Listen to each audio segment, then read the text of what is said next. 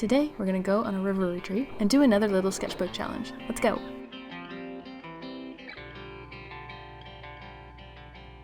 Hey, I'm back on the river, and I told myself that I would use my birthday gift card to make a little fun package for me to take camping, and I kind of failed at that. But I do have this tiny little sketchbook that's kind of like a little notebook, so that I can have a little sketchbook to fill in the week that I'm here, or week and a half, I guess. I have this illustrated book to get me some inspiration. I randomly came upon this Cyanotype project. They're like little sheets that will change color in the sun. I don't know if these are going to work. I also got these pastel crayola markers when I was at the grocery store. So here's my actual art goal for this retreat. A couple of things. One is to film 1 or 2 plein air sessions for Patreon and maybe YouTube.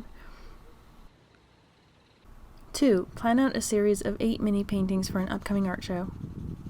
And 3, complete a fun art challenge, which is to fill every page of this tiny sketchbook in 10 days. I actually worried that the sketchbook challenge would be too easy, because it only required filling 10 tiny pages per day, but I was wrong. Leading up to this retreat, I had neglected the art side a bit, and I felt like I was too frazzled and distracted to actually be creative. And seeing that I've run out of things to sketch at this river over the years, I hoped that this would force me to get creative and thoughtful instead of just sketching and journaling the same old rocks and flowers every year. But even away from the routine, my thoughts seemed empty, as if I'd lost myself somewhere along the way, and that I could no longer form an independent train of thought. I sat in silence with the fish. I went on quiet sunset walks. I tried listening to nostalgic music to coax out images, but only got tears. And I think there was this neglected pile of negative thoughts to work through before I could actually be creative. But I wasn't listening to them because I knew that they were harmful and useless. And luckily, floating down a river is the perfect time to detangle them.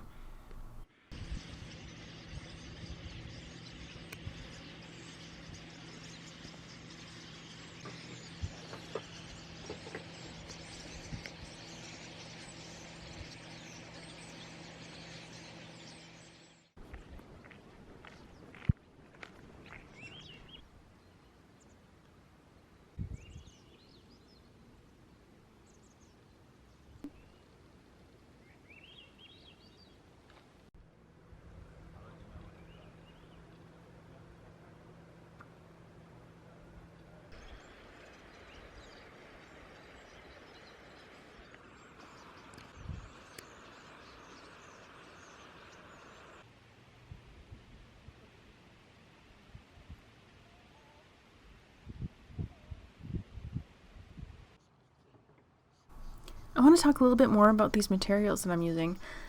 So at some point, I decided that I would only use the Crayola markers and ballpoint pen to fill up the sketchbook. I originally thought that I would find some really cool newfangled art supply that would get me excited to create with it. And normally I wouldn't buy something like this. But I did, because this pastel rainbow set of markers really appealed to my inner child in the moment. And if I challenged myself to make use of these only, and then I wouldn't be able to get up in my head about how the drawings looked on paper. I was completely free to scribble and make mistakes and not have to fuss with water, paintbrushes, and stuff like that. It took a long time to clear that creative mental block. And so I ended up doing a lot of observational drawings anyway. The hardest part about it actually was trying to create shadow without any dark tones, and how many times that I'd have to create brown. But luckily, the first thing everyone does when we start experimenting with mixing colors is to make brown, so that wasn't difficult at all.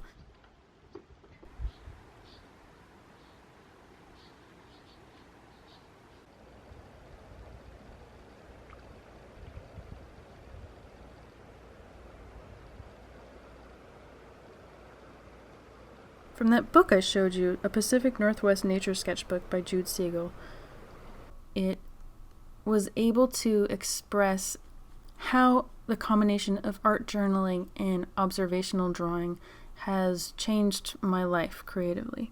Which I'll quote, "What else happens when you begin to keep your nature journal? You get to slow way down. Enjoy being whatever beautiful place you are. Experience increased awareness and express yourself in creative and satisfying way. You start to realize that you're noticing more of what is happening around you.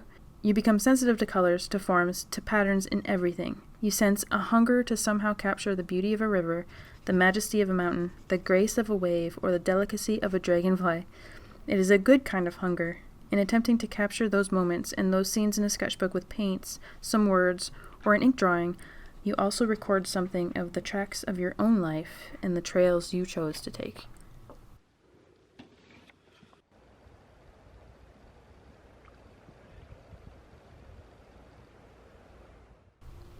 Let's see if the Cyanotype kit works. Apparently all I do is I stack a bunch of objects on it. Oh, we found deer bones, by the way. Don't be weirded out by that. And then you leave it in direct sun for 10 minutes, and then you're supposed to rinse it off with really cold water. And I don't know if I was doing it right.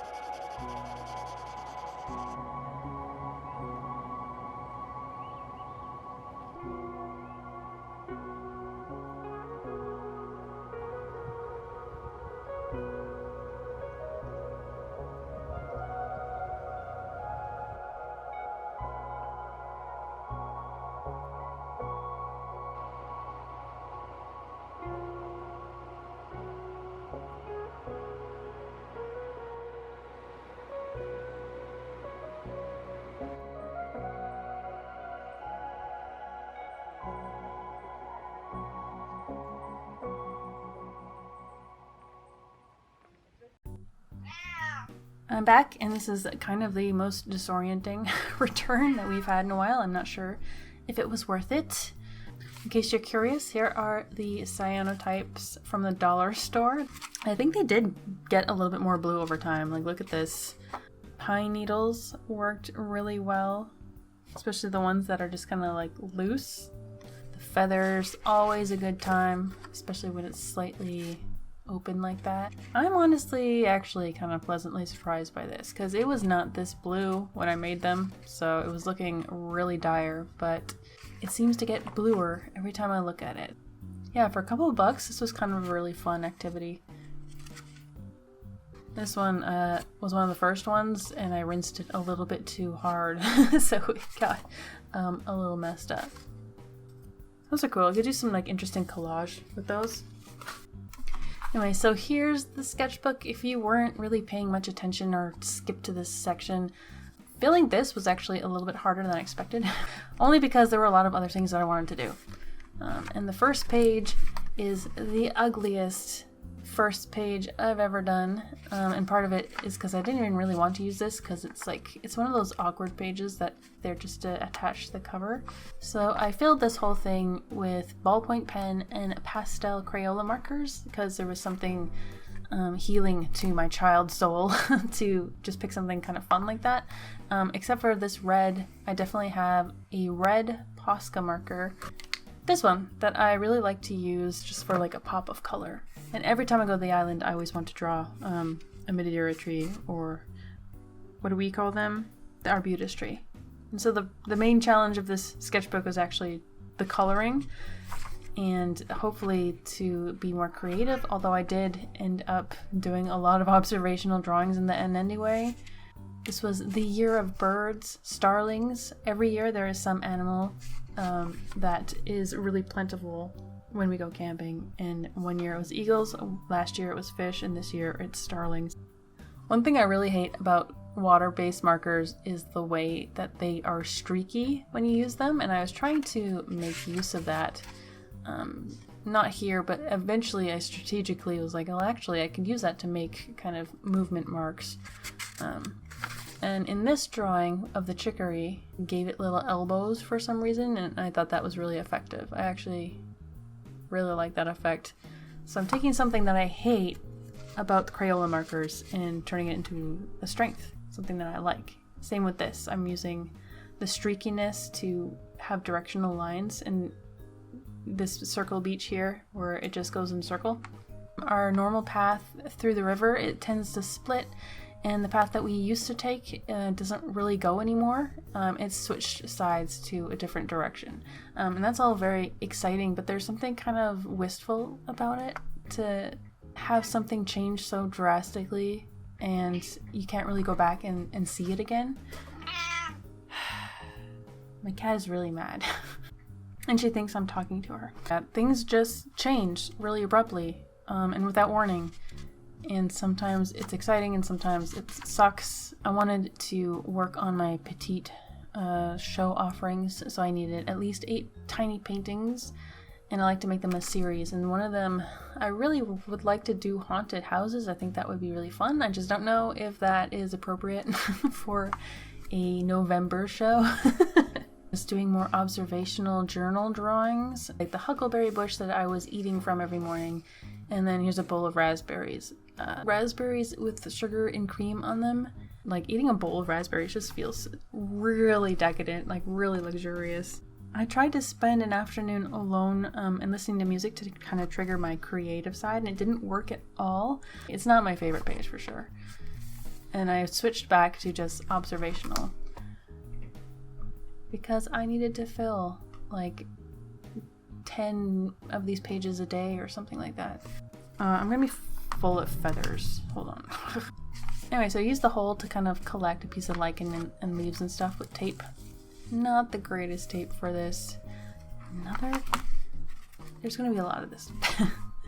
Grasshopper that I managed to pick up. Last year's paintings were all about, it was a combination of transportation and gift giving, but I wasn't sure if I could come up with enough ideas because, you know, I already used like 11 of them. And then I tried If We Must, We Must. It says a series of reparations and kindness, and this was more like an environmental thing. But I think I might have something for like one painting, probably not for a bunch of mini paintings. It's my favorite part of camping trip is the tiny fish. I love saying hello to them every day. There's also hummingbird. I like to capture video footage or use video footage and then take screenshots from it to get a lot of movement. And after time, if you do this enough, drawing becomes so much easier, especially when you don't have like the perfect reference photo for what you want to draw. We're camping technically like on a farm, so there's like a lot of mechanical stuff, which I kind of like drawing. A deer walked by and I thought, oh, I should draw it from life. But it turns out the deer does not stop moving. So this was my best attempt at drawing a deer that would not stop moving. Isn't that beautiful? So I took photos of it instead and got a little bit better. But yeah, that did not work out. This was me experimenting with layering the pastel crayola markers to kind of like make a normal color. I really like the way this looks. And here I was starting to get really overwhelmed with thoughts because I kept trying to be creative, but I just couldn't. And I was just blocked by a lot of like fears and general like negative things. And so I started kind of writing them down and hoping to find like connections between them that I can turn into a story. I don't even know what's in here anymore. Well, a lot of these are actually just observational things. And then the negative thoughts came out after. So I have a bunch of feathers. Here I am doing a sunset just because I'm trying to use markers which have 0 dark colors in them. And you don't even really know what these are, but they're just like little white flowers. This is definitely one of those, don't just make it, you can make it good later kind of a thing. I just wanted to record the moment and use up a page. And one way to cheat to using up a page is to use a Sharpie marker. You see what I'm dealing with? She's so mad. And so like the back side is bled through, which not only looks cool, but it takes up an extra page, so I don't have to do anything there. This page was cool until I added the blue to it. I should have left it purple. I always hope for a rainy camp day to cozy up with the book alone in a blanket with a patter of raindrops on the tent. Depicting the color of the river as we're floating down it, since I can't record footage of that. Here I am kind of lamenting a little bit about how everyone was very excited and looking forward to like their future plans and stuff, and I'm just floating and I don't have any future plans. Sunset tree. It's one of my favorite pages. Crow found a peanut. I'm trying to like combine all the pastel markers to make a black bird. Here we found a red ear slider, invasive turtle. Thought it was trash in the middle of the field, and then it turned out to be a huge turtle. Some horse.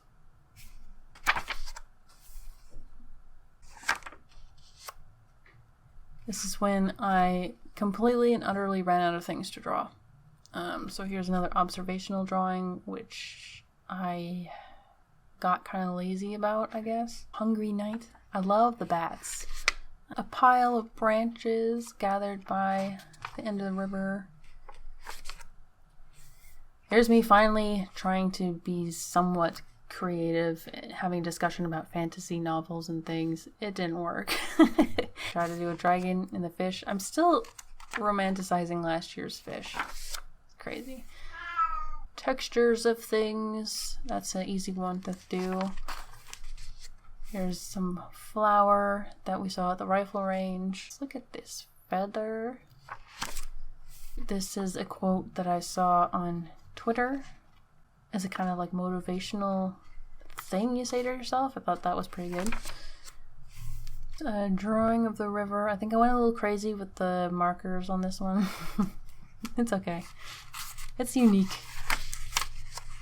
Here's like a super weird flower that I found on a walk. Technically, it's a type of orchid, apparently.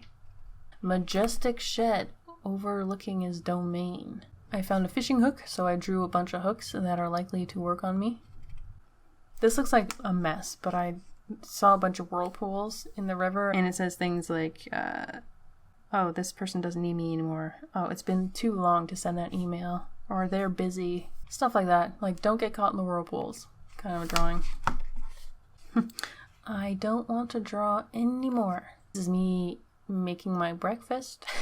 Exactly what my mornings are like. It's very magical. Here is the great picnic. Those previous stories with the gift-giving economy, and I thought, what if like all of these and all my past paintings on the topic kind of converged into one? So all the things that they were preparing for. There's the bird with the huckleberries, and if they would converge into like one image, that's what it would kind of look like, I guess. Now I'm really scraping the barrel here, recording stupid things like, oh, the mystery of the tipped bucket. Who tipped the bucket? I don't know. Mystery of the bacon fat. Who got into the bacon fat? There's little footies in there. There's the Queen Anne galaxy. I thought that this flower looked kind of like stars. And so here it is depicted as a galaxy of stars. Again, takes up 2 pages. There's me elaborating on the bees distributing huckleberries, another bird leaf down here. What's crazy is that I drew this picture thinking that this was a really stupid idea. Like, a bee is not going to carry a huckleberry anywhere. And then a few days later, I was picking berries, and a bee literally flew by with a tiny shriveled huckleberry in its jaws. And I'm like, how? How does this life exist? Final day, getting the Sunday scaries. The vacation version of this is not knowing what to do when I go back. Just elaborating on the dew collector. Here's some dragons. I stumbled upon 2 hefty beavers on the beach. and I couldn't take a picture, so I had to draw them. Here's a squirrel that made a huge ruckus, and here's my depiction of the snake house. As I was trying to hunt this garter snake every morning, he kept going under this rock, and I've been here a bunch of times, and it was only this year that I noticed that the rock that he lives under happens to have a sparkly geode on it. Are you kidding me? This world is actually a lot more silly and fantastic than we think it is. Because yeah, if I was a snake, I would probably pick a house that had a geode on it too. Why not? That's totally normal. There's a view of our nightly walks at sunset. Here's another sunset picture. I just really love playing with the colors. Feeling a little lonely, FOMO, floating down the river. It's kind of what it looks like. And here's a creepy shed that you see on the side of the road every day. And some more sunset pictures. And I guess that's it. That is my week and a half away to clear my mind, which was so effective I couldn't actually do anything. But it was good. And I still don't know what I'm doing. Bye!